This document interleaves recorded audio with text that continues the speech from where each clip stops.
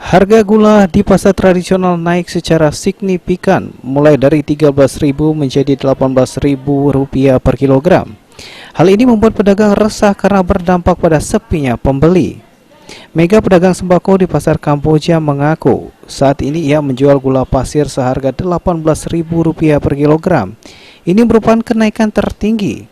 Ia mengungkapkan bahwa kenaikan ini bermula dari Rp15.000 hingga pada 2 hari lalu berada di harga Rp18.000.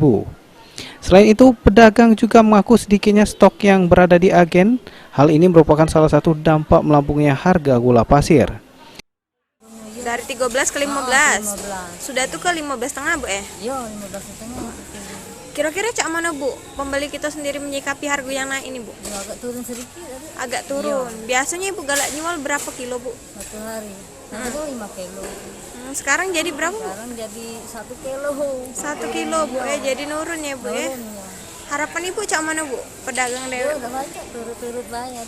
Oke, ini nih stoknya dewe emang agak susah ya Bu ngembeknya? Susah ngambilnya, cari-cari susah. Oke, untuk Jika biasanya Mega dapat menjual lebih dari 5 kilo gula pasir, saat ini hanya terjual 1 kilogram saja. Ia berharap agar pemerintah dapat menormalkan kembali harga. Amanda Lydia, PAL TV.